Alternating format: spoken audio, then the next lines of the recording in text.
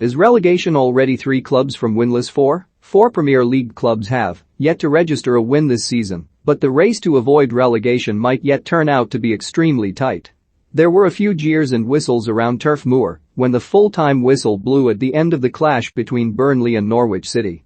It wasn't that this had been an especially bad performance from the home side in this early season relegation six-pointer, rather that with Burnley having failed to win at home in the league since January, a home match against a team that had lost all 6 of their matches so far had taken on a must-win status before a ball was even kicked.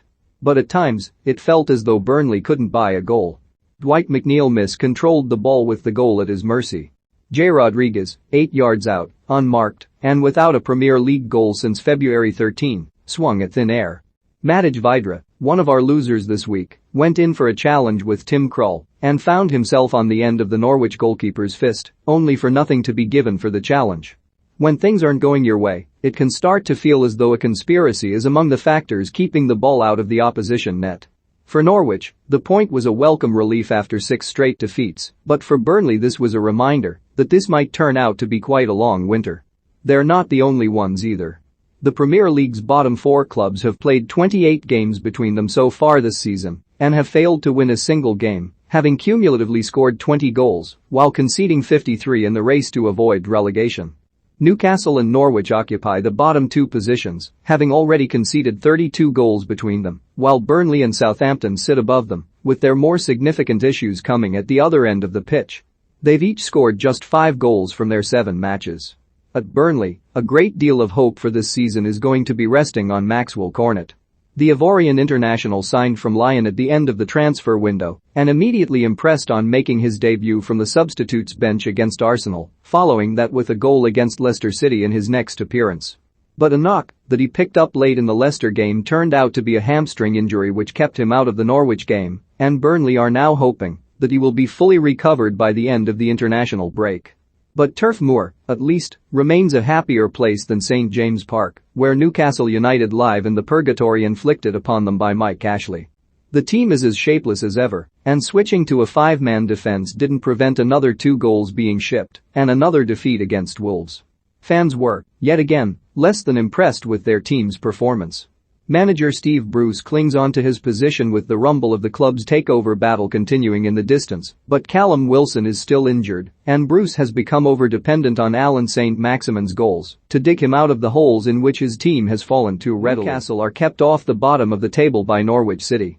Norwich's point at Burnley does at least give manager Daniel Farke something to build on after the international break.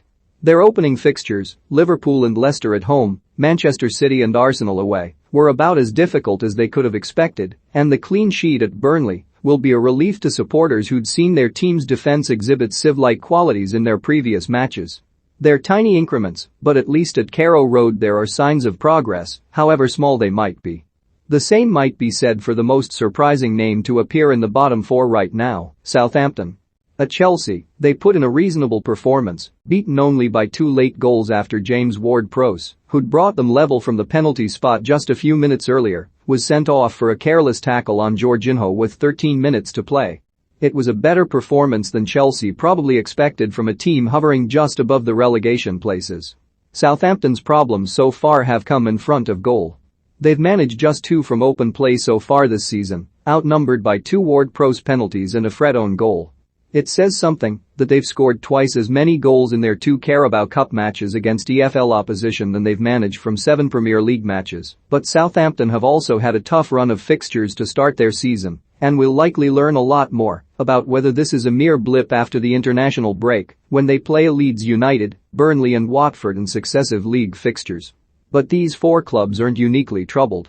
Leeds United beat Watford on Saturday, but didn't really tear anything up in doing so. And the Watford manager Xisco Munoz paid for the defeat with his job, despite the fact that Watford have picked up 2 league wins already this season, which is more than can be said for any of the teams below them in the Premier League table. With just 6 points separating Southampton in 17th place from Aston Villa in 10th, it remains possible that almost anybody in the bottom half of the table could yet find themselves being dragged into an unwelcome battle to avoid relegation. The numbers, of course, don't add up. 3 of these 20 clubs have to face up to relegation come the end of the season, and the financial costs of doing so are huge. But the reason why there are still 4 clubs without a win might not even be about their inferiority. The number of Premier League draws decreased from 92 2 seasons ago to 84 last time around, from 24% to 22%, but so far this season there have been 20 draws from 70 games in the Premier League, an increase to 28.5%, and this is reflected in the fact that no one at the bottom of the table looks completely condemned just yet. Even Norwich, with their solitary point, don't quite look completely cast adrift yet. Their defense may currently be the Premier League's most porous on paper, but 8 of the 16 goals so far came from their first 2 matches against Liverpool and Manchester City, and the high number of draws across the division so far hints that the margins for clubs looking to avoid relegation could yet be extremely narrow.